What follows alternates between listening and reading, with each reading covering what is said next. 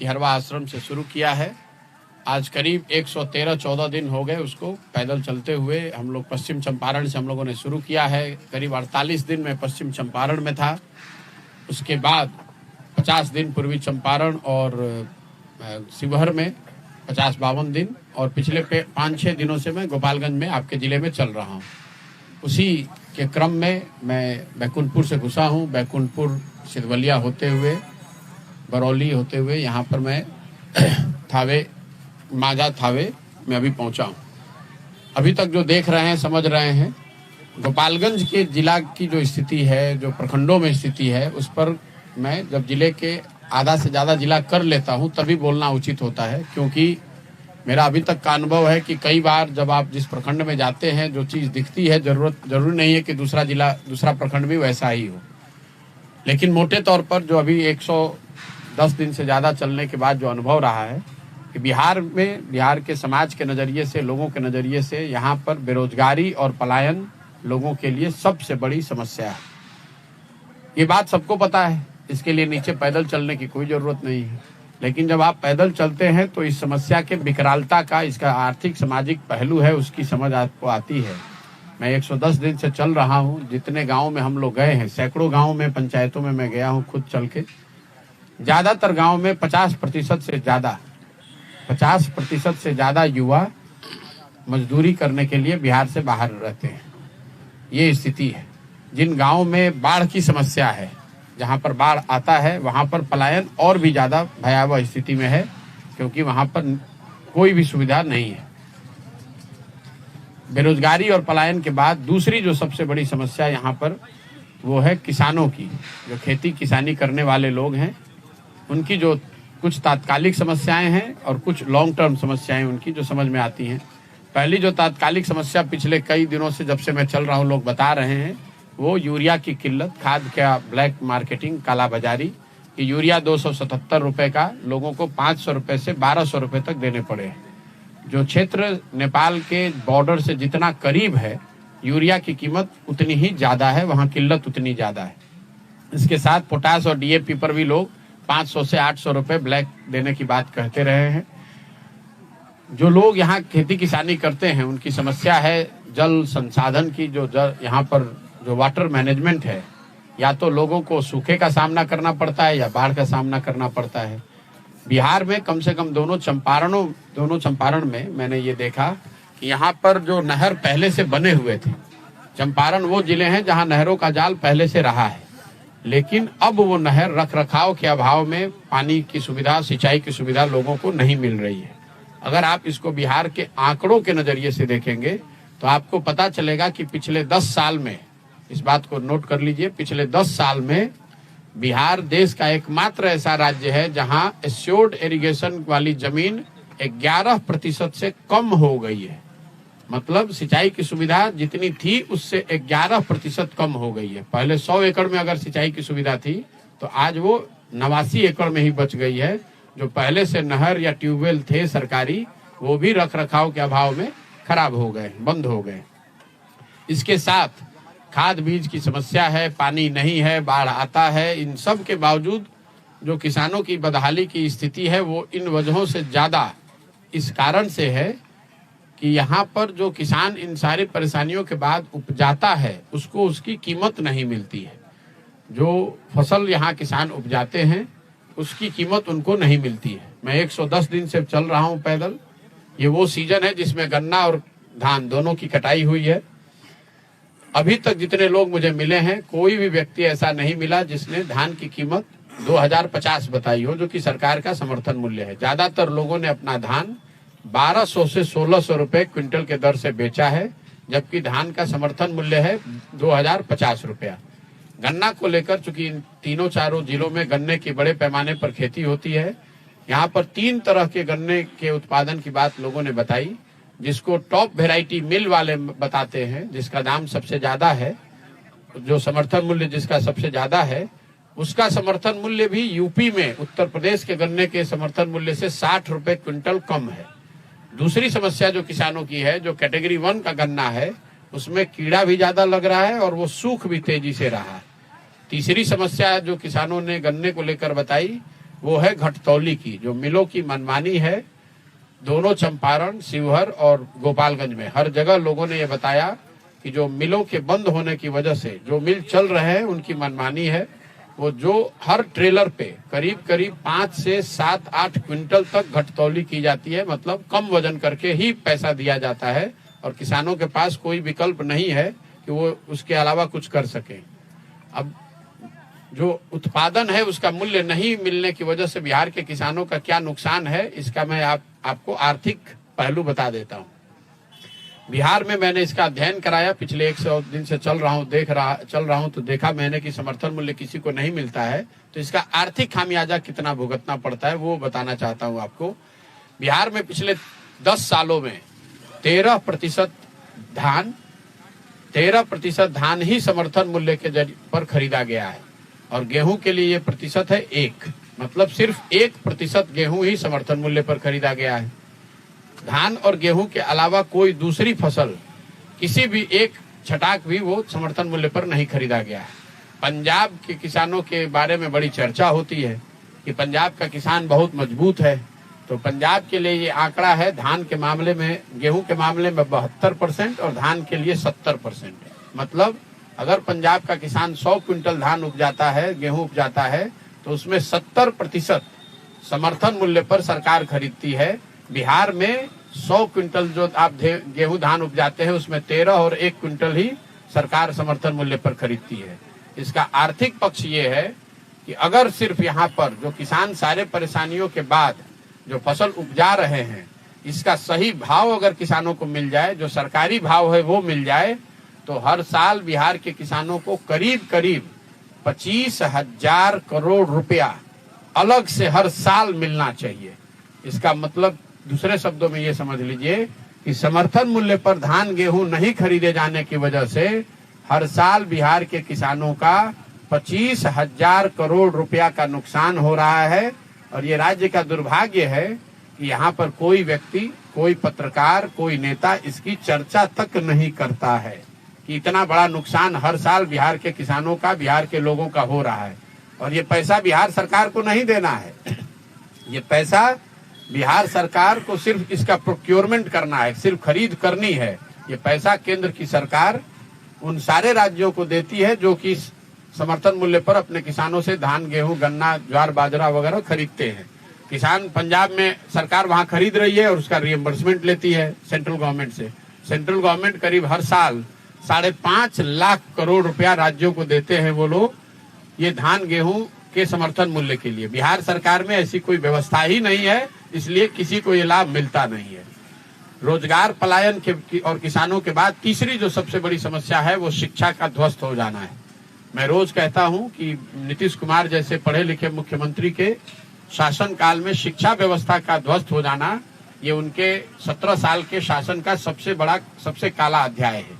ऐसा इसलिए कि मान लीजिए कि सड़क टूटी हुई है, कल एक अच्छी सरकार आ जाए तो सड़क बन जाएगी, लेकिन शिक्षा व्यवस्था जो ध्वस्त हो गई, 2 पीढ़ियां अनपढ़ हो गई। अगर कल बिहार में अच्छी सरकार आ भी जाए तो भी जो बच्चे इस शिक्षा व्यवस्था से पढ़कर निकल लिए, अब जीवन भर वो कभी वापस शिक्षित नहीं हो सकते हैं।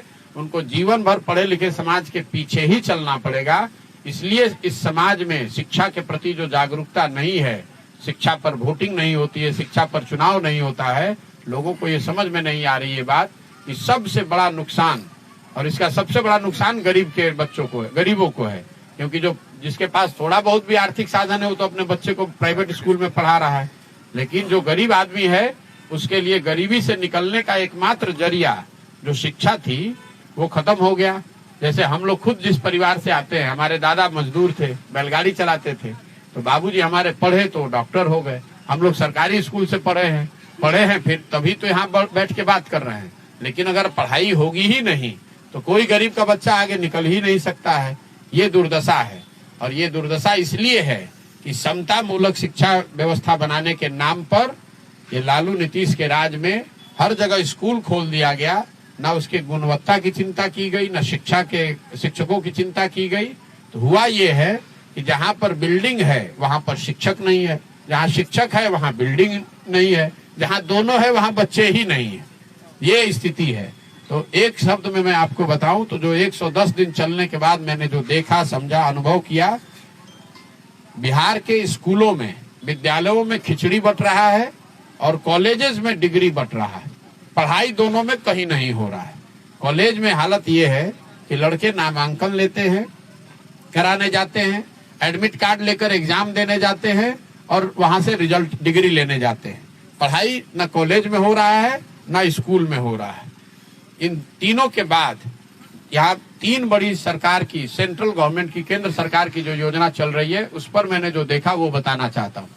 सबसे बड़ी योजना चल रही है प्रधानमंत्री गरीब कल्याण योजना, जो अनाज बांटने की योजना है। पूरे 4 जिलों में मुझे कोई ऐसा लाभार्थी नहीं मिला जिसको 5 किलो अनाज मिलता है। सबको यहाँ 4 किलो या 4.5 किलो ही अनाज मिलता है। और इसकी वजह यह है, और मैं कैमरे पर कह रहा हूँ, इसको रिकॉर्ड भी कीजिए, इसकी वजह यह है कि यहाँ पर प्रखंड के स्तर पर, जिले के स्तर पर जनप्रतिनिधि और अफसर मिलकर हर क्विंटल पर प्रति महीने 40 रुपए के दर से औसतन, कहीं ये 35 रुपए है, कहीं 45 रुपए है, औसतन 40 रुपए के दर से पीसी काटा जा रहा है। और इसमें विधायक शामिल हैं, ये भी बता रहा हूं आपको। विधायकों का भी उसमें पूरा व्यवस्थित तरीके से हिस्सा है। हर प्रखंड में हर महीने 15,000 से 25,000 क्विंटल अनाज आता है गरीबों के लिए। हर क्विंटल पर जनप्रतिनिधि और अफसर मिलकर 40 रुपए प्रति क्विंटल के हिसाब से पैसा वसूलते हैं। इसकी वजह से लाभार्थियों को 5 किलो के बजाय 4 किलो अनाज ही मिल रहा है। यह है प्रधानमंत्री गरीब कल्याण योजना की जमीन पर सच्चाई। दूसरी जो सबसे बड़ी योजना अभी चल रही है, बड़ी चर्चा होती है, वो है इंदिरा आवास योजना की, जिसका अब नाम प्रधानमंत्री आवास योजना है। 110 दिन में चलने के बाद जो मैंने देखा, ज्यादातर आवास योजना के जो लाभार्थी हैं वो इंदिरा आवास योजना के तहत उनको 20,000 रुपया आज से बरसों पहले मिला है। जो अभी प्रधानमंत्री आवास योजना है, इसमें बहुत कम लोगों को लाभ मिला है। ज्यादातर मुखिया या लोग बताते हैं कि उसका पोर्टल ही बंद है। ग्राम सभाओं में जहां पर 100-100, 200 लोगों को चिन्हित करके प्रस्ताव पारित कर दिया गया है, वहां पर भी 1 या 2 लोगों को ही इसका लाभ मिल रहा है। लेकिन जो 1,40,000 रुपया इंदिरा आवास की जो व्यवस्था है, उसमें व्यवस्थित तरीके से 25,000 से 40,000 रुपया का घूस लग रहा है। जहां पर जनप्रतिनिधि पैसा ले रहे हैं वहां पर 30,000, 35,000, 40,000 रुपए। जहां पर कई जगहों पर ऐसा भी मुझे सुनने को मिला जहां जनप्रतिनिधि पैसा नहीं ले रहे हैं, ईमानदारी बरत रहे हैं, वहां पर अधिकारी तो पैसा हर जगह ले रहा है। तो 20 से 25,000 रुपया तो आपको लगेगा ही लगेगा। अगर उसमें जनप्रतिनिधि शामिल है तो 30,000, 40,000 रुपया तक लोगों को इंदिरा आवास में देना पड़ रहा है। तीसरी जो बड़ी योजना है वो शौचालय की, स्वच्छ भारत की। ये चारों जिलों में स्वच्छ भारत ODF कंप्लीट फार्स है। खुले में शौच हर गांव की आज भी सच्चाई है। मैं पैदल चल रहा हूं तो कोई पूछने की बात नहीं है, आंख के सामने दिख रहा है। रोड के दोनों साइड खुले में शौच ज्यादातर गांव में दिखा है।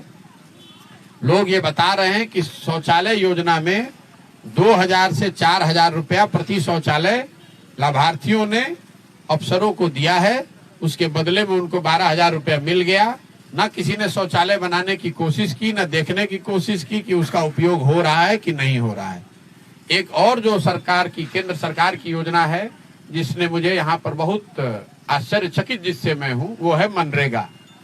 मेरी अपनी समझ ये थी जमीन पर आने से पहले कि बिहार जहाँ इतनी गरीबी और बेकारी है, वहाँ मनरेगा एक बड़े पैमाने पर इसका उपयोग किया जा रहा होगा समाज की मदद के लिए, खासकर जो भूमिहीन मजदूर हैं उनकी मदद के लिए।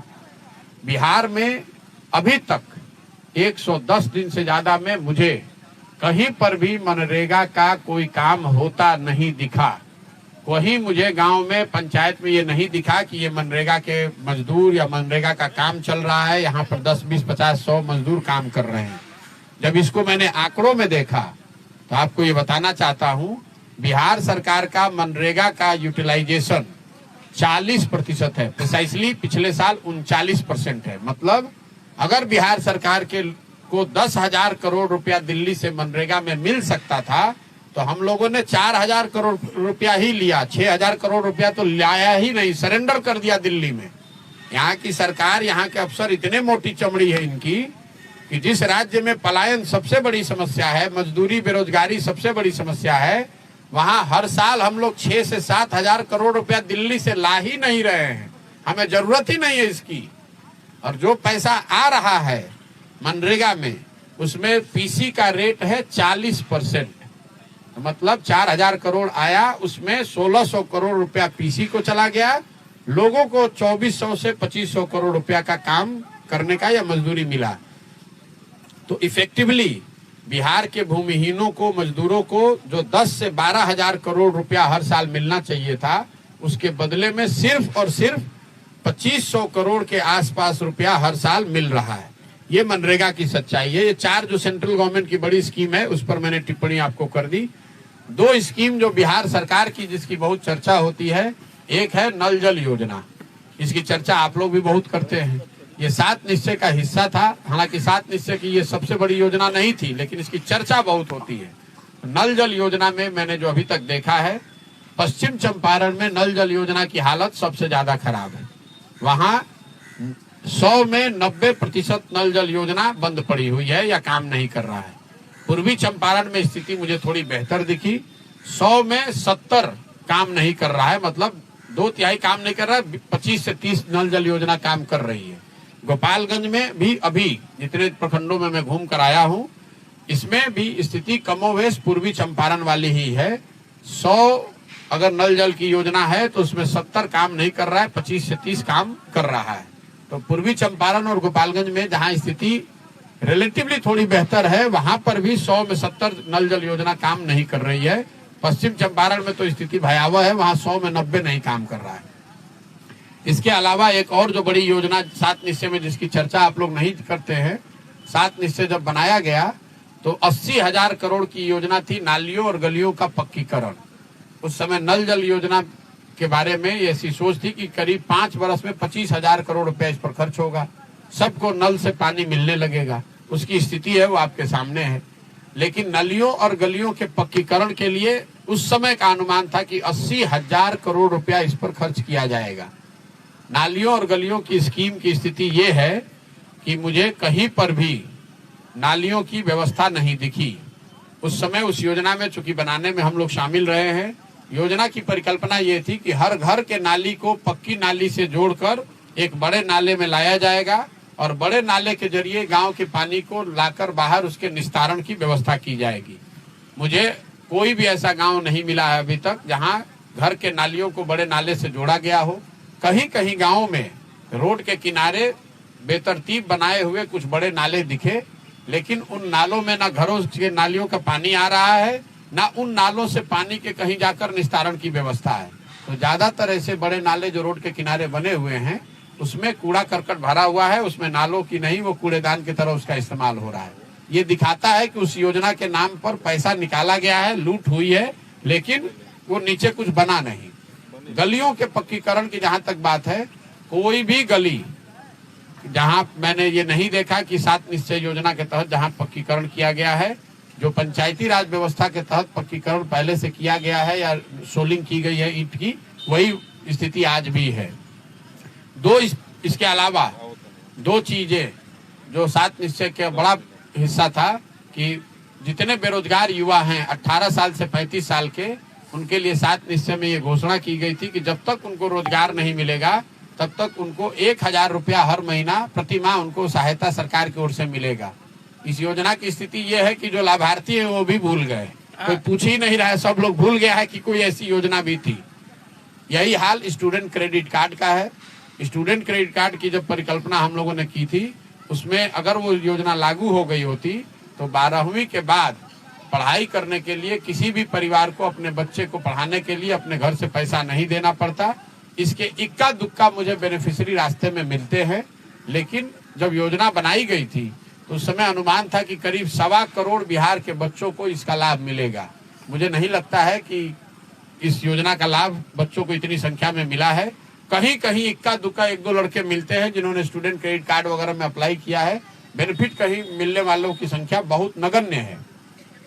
इसके अलावा 2 चीजें ऐसी है जिसके बारे में हम लोग समझते हैं कि नीतीश जी के राज में वो चीजें सुधरी हैं। वो है सड़क और बिजली। बिजली को लेकर मैं आपको जरूर कह सकता हूं कि जहां पर भी हम लोग गए हैं वहां बिजली हमने पाई है। बिजली हर जगह, हर गांव, हर टोले में पहुंची है, इसमें कहीं कोई दो मत नहीं है। बिजली को लेकर लोगों की शिकायत ये है कि उनकी नजर में उनका बिल गलत या बहुत ज्यादा आ रहा है। ज्यादातर ग्रामीणों ने ये बताया कि उनका बिल 2000 से 70,000, 1-1 लाख रुपए वाला बिल भी लोग लेकर हमको मिले हैं। कई गांवों में लोग ऐसे मिले जिनका 30 घर, 40 घर, 50 घर बिजली का कनेक्शन काट दिया गया है क्योंकि वो बिजली का भुगतान नहीं कर पा रहे हैं। कुछ ऐसे भी घर मिले हैं जहां पर लोगों पर फौजदारी का मुकदमा हो गया है, लोग घर और छोड़कर भाग गए हैं बिजली के डर के मारे, बिल के डर के मारे। दूसरी एक चीज जो हम लोग समझते हैं जो नीतीश जी के सरकार में सुधरी है वो है सड़क। सड़कों की स्थिति निश्चित तौर पर नेशनल हाईवे और स्टेट हाईवे में सुधार दिखा है, लेकिन मैं ज्यादातर चलता हूं ग्रामीण सड़कों पर। तो ग्रामीण सड़कों के बारे में मैं इतना कह सकता हूं कि ग्रामीण सड़कों की स्थिति पश्चिम चंपारण में तो बहुत खराब है, पूर्वी चंपारण के आधे हिस्से में स्थिति थोड़ी ठीक है, आधे में बहुत खराब है। गोपालगंज में उन दोनों जिलों के मुकाबले ग्रामीण सड़क की स्थिति मुझे थोड़ी बेहतर दिख रही है अभी तक। अब क्यों दिख रही है वो आगे जब पूरा जिला घूमेंगे तो समझ में आएगा, लेकिन थोड़ी स्थिति ग्रामीण सड़क की बेहतर है। लेकिन अगर चारों पांचों जिलों को मिलाकर बोलूं तो मैं आपको ये कहूंगा कि ग्रामीण सड़कों की स्थिति को लेकर सरकार का जो दावा है कि सब सड़क बन गई है, ऐसी बात नहीं है। ग्रामीण सड़कों की स्थिति खराब ही है। कई जगह पर लोग यही बताते हैं कि जो लालू जी के राज में जैसी स्थिति थी करीब करीब वही स्थिति ग्रामीण सड़कों की आज भी है। मोटे तौर पर जितने लोगों से मैं मिला हूं, सबसे ज्यादा सुने जाने वाले जो 3 शब्द हैं वो है अफसरशाही, भ्रष्टाचार और पीसी। हर व्यक्ति ये बता रहा है कि वो अफसरशाही और अफसरों की मनमानी, उनके भ्रष्टाचार से परेशान है। दूसरी बात लोगों ने बताया कि सरकार की कोई भी सरकार का ऐसा कोई काम नहीं है, कोई ऑफिस नहीं है जहां बिना पैसा दिए, घूस दिए कोई काम हो सकता है। और तीसरा, कोई सरकार की ऐसी योजना नहीं है जिसमें व्यवस्थित तरीके से पीसी न काटा जा रहा हो। तो ये 3 शब्द अफसरशाही, भ्रष्टाचार और पीसी हर जगह, हर गांव, हर पंचायत में लोगों से सुनने को मिला। एक लाइन में अगर मैं खत्म करूं तो जहां तक मैं समझ पा रहा हूं, ज्यादातर जनता जो मिल रही है हम लोगों से, उनके मन में इस सरकार को लेकर या तो उदासीनता है या गुस्सा है। मुझे कोई नहीं मिला जो कह रहा है कि भैया आप देखिए सरकार में अच्छा अब क्या होता है। ज्यादातर लोग यही कहते हैं कि अब इस सरकार से तो भैया कुछ नहीं होगा, बदलाव होना चाहिए। कुछ लोग इस सरकार को लेकर उदासीन हैं, कम वोकल हैं। कुछ लोग बहुत गुस्से में भी बात बोलते हैं, लेकिन इस सरकार से खुश कोई हो, बहुत कोई प्रभावित हो, बहुत आशावान हो, ऐसे लोग मुझे अभी बहुत नहीं मिले हैं। ये मेरा अभी तक का संक्षिप्त अनुभव है। अब आपके जो सवाल हैं वो आप कर सकते हैं। सर, आपने एक चीज बताया था, प्रॉब्लम आपने बताया, लेकिन सॉल्यूशन एक भी नहीं बताया कि सॉल्यूशन क्या है इसका सॉल्यूशन है बिहार की जनता। जो मैं आपको बताऊं ना बताऊं, हर गांव में जब घूम रहा हूं, पदयात्रा कर रहा हूं, लोगों से मिल रहा हूं, तो उनको सॉल्यूशन ये बता रहा हूं कि इसका सॉल्यूशन ये है। पहले ये समझिए कि ये परेशानी है क्यों। परेशानी ये है कि ये सारी समस्याओं के बारे में लोग जानते हैं, इसकी चर्चा करते हैं, लेकिन जिस दिन वो वोट करते हैं तो वो वोट इन परेशानियों पर न करके जाति पर, धर्म पर, पाकिस्तान, पुलवामा, लालू को हराना है इसलिए या मोदी को हराना है इसलिए, भाजपा को रोकना है, भाजपा के डर से लालू जी को, लालू जी के डर से भाजपा को, इस आधार पर आप वोट करते हैं। तो अगर आप इन चीजों को सुधारना चाहते हैं, जो मैं समस्याएं गिना रहा हूं, ये तो पेड़ की टहनियां हैं। इसके जड़ में यहाँ के लोगों की जो वोटिंग करने की जो पद्धति है, जो तरीका है, वो परेशानी है। लोकतंत्र को बिहार में एक तरीके से हम लोगों ने खत्म नहीं तो कमजोर जरूर कर दिया है। लोकतंत्र आपको ये बताता है कि आप किसी व्यक्ति, किसी पार्टी, किसी कार्यक्रम, किसी विचारधारा के साथ जुड़िए, उसकी मदद कीजिए, उसको वोट कीजिए, लेकिन ये भरोसा 5 साल के लिए होना चाहिए। अगर आप 5 साल में उस व्यक्ति ने, उस पार्टी ने, उस दल ने काम किया तो आप उसके साथ बने रहिए, और अगर काम नहीं किया तो लोकतंत्र और संविधान आपको ये भी कहता है कि आपके नागरिक होने के नाते ये जिम्मेवारी है कि जितनी मजबूती से आपने उस दल का, उस व्यक्ति का, उस नेता का साथ दिया है, उतनी ही मजबूती से उसका विरोध भी कीजिए। बिहार में कहीं न कहीं उस चीज को हम लोगों ने खत्म कर दिया है। यहाँ नेता का लड़का नेता होगा, मंत्री का लड़का मंत्री होगा, और लोग बरसों से 30-32 बरस से वही सरकार चलाए जा रहे हैं, वही 2 टर्म से मोदी जी चले जा रहे हैं। तो अकाउंटेबिलिटी नहीं है। नेता भी जान गया है कि भाई काम हो न हो, अंत आते आते जात पर, धर्म पर, पुलवामा पर या लालू जी के डर से या भाजपा के डर से ही लोग वोट करेंगे, इसलिए काम की कोई प्राथमिकता है नहीं, इसीलिए बिहार की बदहाली है। तो सॉल्यूशन ये है कि बिहार की जनता जगे, अपने बच्चों के भविष्य के लिए जो उनकी समस्याएं हैं उन समस्याओं पर और बच्चों के भविष्य के लिए, उनकी शिक्षा के लिए, उनके रोजगार के लिए वोट करे, तभी सुधरेगा। कोई वादा करने से या कोई डॉक्यूमेंट बनाने से, बड़ी घोषणा करने से नहीं सुधरेगा।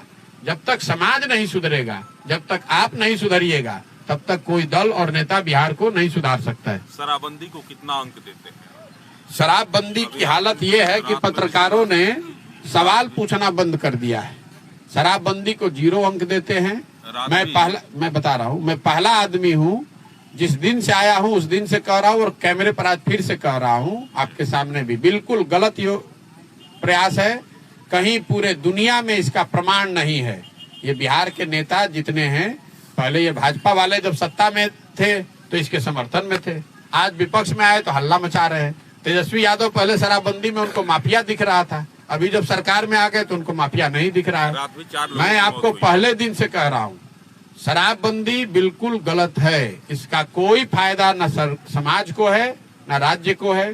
दुनिया में, पूरी दुनिया में, भारत की बात छोड़ दीजिए, कोई कहीं प्रमाण ऐसा नहीं है कि सरकार के द्वारा लागू की गई शराबबंदी से सामाजिक या आर्थिक कोई फायदा हो सकता है। जहां तक यहाँ के नेताओं ने ये कहा, नीतीश कुमार जी ने कहीं कहा, कई जगहों पर कहते हैं कि गांधी जी ने ऐसा कहा है। मैंने ये खुली चुनौती दे रखी है और आप लोगों को भी दे रहा हूँ कि जिन्होंने, हम भी गांधी को बहुत पढ़े हैं, अगर गांधी जी का लिखा हुआ या गांधी जी का बोला हुआ कोई वक्तव्य आप मुझे दिखा दें तो आप जो कहिएगा मैं वो मान लूंगा। गांधी जी ने कहीं सरकार के द्वारा शराबबंदी की बात नहीं कही है। गांधी जी ने कई ऐसे वर्चूज की बात करी है, वेजिटेरियन होने की बात कही है, उन्होंने अहिंसा की बात करी है, उन्होंने शराब न पीने की बात करी है। सरकार के द्वारा शराबबंदी लागू करने की बात गांधी जी ने कभी नहीं कही है। नीतीश कुमार जी आधे ऐसे फेक समाजवादी हैं, गांधी की भी उनको कोई समझ नहीं है। अगर गांधी की समझ है तो हमको जारी करें, बता दें कि भाई गांधी ने यहाँ कहा है। देखिए, नीतीश कुमार जी पढ़े लिखे व्यक्ति हैं, कोई दिक्कत नहीं है, लेकिन नीतीश कुमार इस राज्य के एकमात्र पढ़े लिखे व्यक्ति नहीं है। उनसे ज्यादा पढ़े लिखे हजारों लोग यहाँ हैं जिनको इन विषयों की बहुत ज्यादा समझ है नीतीश कुमार से। नीतीश कुमार गांधी जी का कौन किताब पढ़े हैं, वो खाली ये बता दे कि कौन सा किताब पढ़े हैं गांधी का। वो हम भी तो उनके साथ ही रहते थे 3 साल, हम तो कभी नहीं देखे उनको गांधी को पढ़ते हुए। वो जिस गांधी की बात कर रहे हैं, उस गांधी की किस किताब में ये लिखा हुआ हमको दिखा दे। हम लोग भी तो पढ़े लिखे हैं भाई। यहाँ बिहार में हालत ये है कि जो नेता है उसको कुछ नहीं पढ़ने लिखने आना चाहिए, उसको कोई समझ नहीं आना चाहिए, तो अंधे में काना राजा बने हुए हैं। बिहार में आदमी कुर्ता पर गंजी पहन लिया तो उसी को आप लोग जमीनी नेता मान लेते हैं। बिहार का नेता है तो उसको पढ़ने नहीं आना चाहिए, उसको बोलने नहीं आना चाहिए। हम दिन रात हम भोजपुरी में बोलता नहीं, हम अंग्रेजी भी बोलते हैं, हम फ्रेंच भी बोलते हैं, हम हिंदी भी बोलते हैं। और मैं चाहता हूं कि बिहार का हर लड़का इतना काबिल बने कि वो अंग्रेजी भी बोले, वो फ्रेंच भी बोले, जर्मन भी बोले। क्यों नहीं बोलना चाहिए? हम लोग भी तो यही सरकारी स्कूल से पढ़ कर गए। अगर हम बोल सकते हैं तो आप भी बोल सकते हैं। आप पढ़िएगा तभी ना कम्पीट कीजिएगा। जब आपका लड़का अंग्रेजी बोलेगा ही नहीं तो कैसे कम्पीट करेगा? वो तो मजदूरी ही ना करेगा फिर। तो ये जितने, देखिए, पिछले 30-35 साल में समाजवाद के नाम पर लालू नीतीश ने गरीबी का बंटवारा किया है। पूरे समाज को गरीब बना दो, सब हो गया समता मूलक। सारा समाज अशिक्षित हो गया तो बन गया समता मूलक। कोई नहीं, सब सारे लोग को मजदूर बना दो तो बन गया समता मूलक, सब बराबर हो गया। तो ये समाजवाद के नाम पर गरीबी, अशिक्षा और मजदूरी करने का बंटवारा किया गया है। अपनी रोटी सेक रहे हैं। आज भी बिहार में आप जाइए तो लोग क्या बात कर रहे हैं? लोग अपने बच्चों के रोजगार की बात नहीं कर रहे हैं। लोग नाली गली, अनाज, राशन कार्ड, इंदिरा आवास और वृद्धावस्था पेंशन, यही 5 चीज का मांग कर रहा है। इतना नीचे दबा दिया गया है कि समाज की ये सोच ही नहीं है कि इसके आगे भी दुनिया है, कि भैया 5 किलो अनाज खाने से, लेने से हमारी गरीबी दूर नहीं होगी। आप कितना दिन भीख मांग कर 5 किलो अनाज खाते रहिएगा? आपको ये मांगना चाहिए कि हमारे बच्चों को पढ़ने की व्यवस्था कीजिए, हमारे लिए रोजगार कीजिए। लेकिन लालू नीतीश के समाजवाद के मॉडल का ये खूबी है, ये उनकी काबिलियत है कि उन्होंने पूरे समाज को तैयार कर दिया कि 5 किलो अनाज लो, वृद्धावस्था 400 रुपया पेंशन पाओ, और कभी सरकार की इच्छा हुई तो नाली गली बना देगी, इसी में जियो, इसी में मरो। इसी में रहो खुद और अपने बच्चों को भी इसी में रखो। खाली सर लालू नीतीश को ही टारगेट कर रहा है, भाजपा की भी तो सरकार यहाँ पे मिलजुल के बना के रहे हैं इतने दिनों से, उन लोगों को आप टारगेट नहीं कर रहे हैं बिहार में। किसको टारगेट कर रही तो आपको ज्यादा ज्ञान है। हम सुबह से शाम तक बोलते हैं जी, हमने खुले मन से बोला है। बीजेपी का आप नाम कहीं ले नहीं भैया बीजेपी का कोई मुख्यमंत्री 32 साल में बना है? आप तो ज्यादा पत्रकार, ज्यादा आपको ज्ञान है, बताइए। अरे सुनिए ना मेरे भाई, मुख्यमंत्री यहाँ कौन रहा है पिछले 32 साल से? लालू जी रहे और नीतीश रहे। बीजेपी सारे लोग हुए हैं। अरे उससे पहले भी हुए हैं। हम तो रोज कह रहे हैं 50 साल से आप मर रहे हैं जी। लेकिन जो अब कांग्रेस को, अगर उससे पहले कांग्रेस की सरकार थी तो कांग्रेस को तो बिहार की जनता ने उखाड़ कर फेंक दिया। 32 साल से जो लोग शासन कर रहे हैं और आज भी शासन करना चाहते हैं, इनके बच्चे भी शासन करना चाहते हैं, उनसे सवाल नहीं पूछा जाएगा? जिनको जनता ने उखाड़ कर फेंक दिया उनसे क्या पूछिएगा भैया? और भाजपा की आपने बात कही, आप सुन नहीं रहे हैं कि हम क्या कह रहे हैं। हम रोज मन से कह रहे हैं कि जो लोग भी बिहार में भाजपा को वोट दे रहे हैं उनको खुली चुनौती मैंने दी हुई है कि आप काम आपने किया नहीं किया छोड़ दीजिए। मोदी जी ने बिहार के विकास के लिए 9 साल में एक बैठक तक नहीं की है। आप सुनना चाहिएगा तब ना, आपके कान में तो रुइया पड़ा हुआ है, आप सुन नहीं रहे। हम हर जगह कह रहे हैं, रोज कहते हैं, आपको सुनना कहाँ है? आप प्रश्न अपना लिख के लाए हैं घर से नेता के कहने पर, तो आप तो सवाल वही कीजिएगा। हम नहीं, हम रोज ये बात कहते हैं और आपसे रिपीट कर दे रहे हैं। आपने पूछा नहीं पूछा कि भाजपा को टारगेट कर रहे हैं। हम किसी को टारगेट नहीं कर रहे हैं, ना हम लालू जी को टारगेट कर रहे हैं, ना नीतीश को टारगेट कर रहे हैं, ना भाजपा को टारगेट कर रहे हैं। मैं आपको आपकी सच्चाई बता रहा हूँ कि जिसने जो काम किया पिछले 50-60 सालों में, जो करने का दावा करता है, अगर सबको सही मान लीजिए तो भी जो आज बिहार की सच्चाई है कि आप देश के सबसे गरीब, सबसे पिछड़े, सबसे अशिक्षित, सबसे ज्यादा भुखमरी, सबसे ज्यादा बेरोजगारी वाले राज्य है। और अगर आपको, हमको या किसी भी बिहार के नागरिक को इस बात के लिए ग्लानि नहीं है, शर्म नहीं आ रही है, इसका ज्ञान नहीं है, तो आपसे बड़ा दोषी कोई नहीं है। बात लालू, नीतीश, प्रशांत किशोर की और कांग्रेस और भाजपा की नहीं है, बात बिहार के बच्चों की है। नहीं तो आप इसी में लगे रहिएगा। जो भाजपा का समर्थक है वो भाजपा का झंडा लेके घूमेगा, वो मोदी जी को दोष मुक्त करेगा। जो लालू और नीतीश का समर्थक है उनका झंडा लेकर ढोएगा। हम कह रहे हैं कि भाई बिहार की स्थिति तो आज आप 28वें नंबर पर हैं। जब देश आजाद हुआ था तो 50 के दशक में बिहार टॉप 5 स्टेट में था, आज आप 28 नंबर पर हैं। तो इसका दोष किसको दिया जाएगा? इसका दोष किसको दिया जाएगा? आप बता दीजिए, उसको दोष दे देते हैं। इस पदयात्रा का उद्देश्य क्या है? पदयात्रा का उद्देश्य है समाज को, ये देखिए, ये जो पूरा अभियान है ये सामाजिक आंदोलन नहीं है, ये समाज के जरिए एक नई राजनीतिक व्यवस्था बनाने का अभियान है। समाज को ये बताना, समझाना कि अगर आपको अपने और अपने बच्चों की जिंदगी सुधारनी है तो आपको सक्रिय होकर एक नई राजनीतिक व्यवस्था बनाना पड़ेगा। और उस बनाने में प्रशांत किशोर की भूमिका सूत्रधार की है। मैं रोज कहता हूं कि मैं इसका नेता नहीं हूं, मैं इसका सूत्रधार हूं। समाज का हर वो व्यक्ति जो इस व्यवस्था से खिन्न है और एक नई व्यवस्था बनाना चाहता है, वो पैसे वाला है, वो गरीब है, अमीर है, अगड़ा है, पिछड़ा है, हिंदू है, मुसलमान है, जो व्यक्ति भी इससे दुखित है, नई व्यवस्था बनाना चाहता है, उसका स्वागत है। मैं उसके घर घर जा रहा हूं, उसको हाथ जोड़ रहा हूं कि भाई आप अपने और अपने बच्चों के लिए एक बेहतर व्यवस्था बनाने के लिए आइए, इसमें कंधा लगाइए। नहीं लगाइएगा तो बैठ के एनालिसिस करते रहिएगा, कुछ सुधरने वाला नहीं है। अगर बिहार को सुधारना है तो बिहार के लोगों को ही करना पड़ेगा। पंजाब और तमिलनाडु से आकर तो बिहार को लोग सुधारेंगे नहीं। जिन राज्यों की स्थिति सुधरी है वहां के लोगों ने उसको सुधारा है, तो बिहार को भी अगर सुधारना है तो बिहार के लोगों को ही सुधारना पड़ेगा।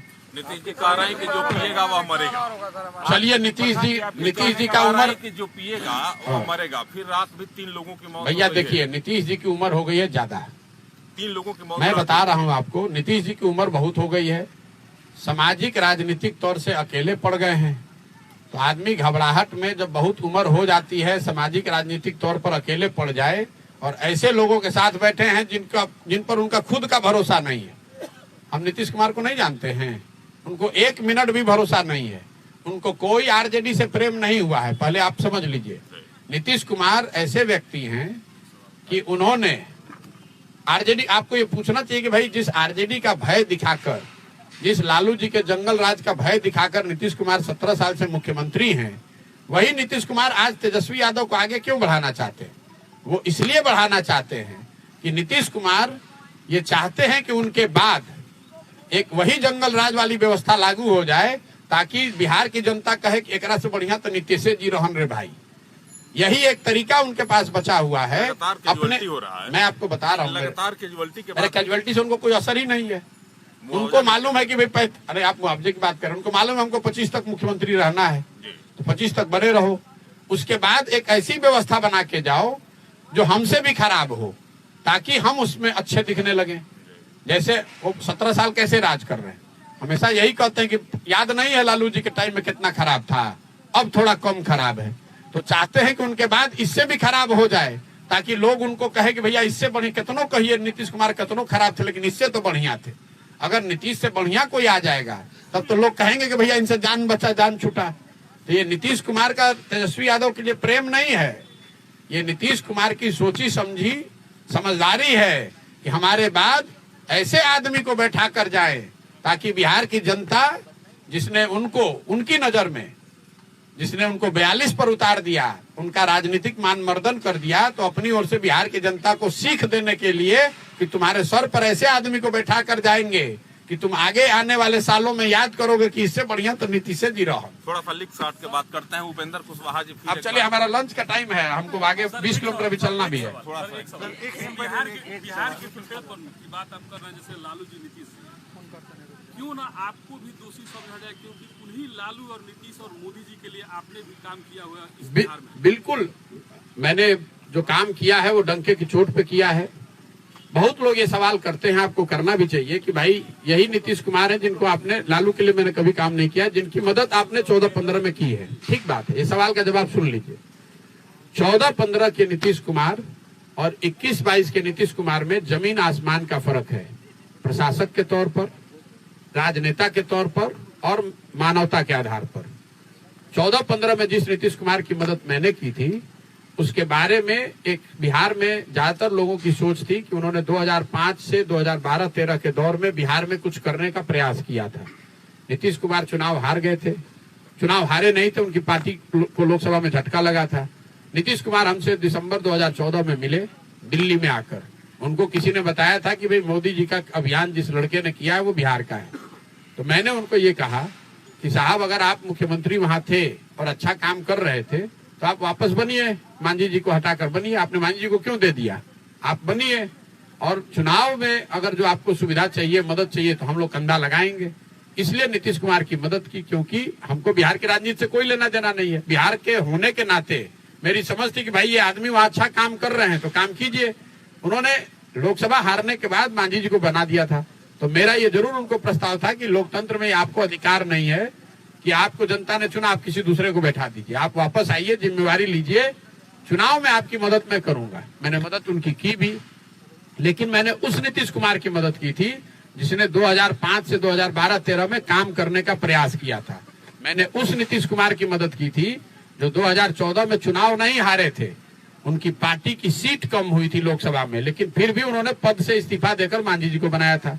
आज नीतीश कुमार चुनाव हार गए हैं 2020 में, 2020 में नीतीश कुमार चुनाव हार गए हैं। 243 की सीट में उनको 42 विधायक आया है। फिर भी नीतीश कुमार की प्राथमिकता यह है कि कोई न कोई जुगत लगा के, लालटेन पकड़ के, कमल के फूल पर बैठ के किसी भी तरह मुख्यमंत्री बने रहे। तो दोनों में आपको फर्क नहीं दिख रहा है। और तीसरी बात, जिस वजह से मैं नीतीश कुमार के बिल्कुल विरोध में हूं, नीतीश कुमार को जिसकी मदद मैंने की थी, ये वो नीतीश कुमार है जब गैसल आसाम में एक रेल दुर्घटना हुई थी, वाजपेयी जी तब प्रधानमंत्री थे, नीतीश कुमार रेल मंत्री रहते हुए इन्होंने पद से इस्तीफा दे दिया था। वाजपेयी जी ने कहा कि इस्तीफे को अस्वीकार कर दिया जाए कि भाई आपने इस्तीफा दे दिया, आप काम कीजिए, हम अस्वीकार करते हैं। नीतीश जी का बयान ये था कि भाई जहां 290 लोगों की मृत्यु हो गई उस चेयर पर मैं बैठ नहीं सकता हूं। आज वही नीतीश कुमार हैं। कोरोना के दौरान हजारों लोगों की मृत्यु हो गई, लाखों बिहार के बच्चे दर दर का ठोकर खाते रहे, पैदल चलते रहे, पूरा भारत में हम लोग हंसी के पात्र बन गए।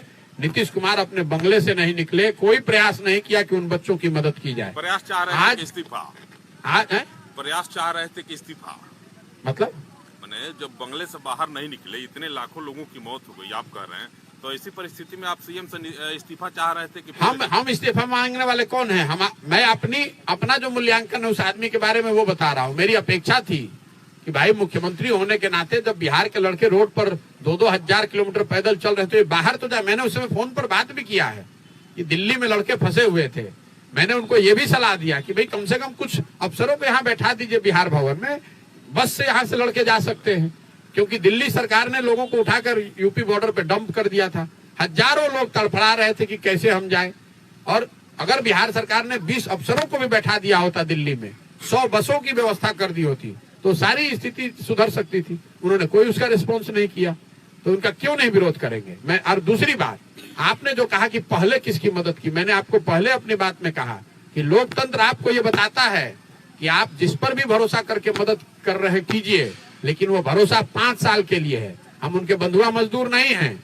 आप बंधुआ मजदूर बनकर जिसको वोट देना चाहते हैं दीजिए, लेकिन हमारी जो सोच है कि हमने आपकी मदद की, आप जीत कर आए, 5 साल आपको काम करना था, आप काम कीजिएगा तो आपकी मदद करेंगे, नहीं काम कीजिएगा तो जितनी ताकत भगवान ने हमको दी है उतनी ताकत से आपका विरोध भी करेंगे। उसमें मोदी जी भी शामिल हैं और नीतीश कुमार लालू यादव भी शामिल है।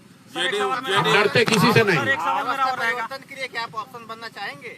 हम कोई ऑप्शन नहीं है। हम बिहार की जनता को इतनी ताकतवर बिहार की जनता को बना देंगे कि बिहार की जनता ऑप्शन बन जाएगी। आप भरोसा रखिए।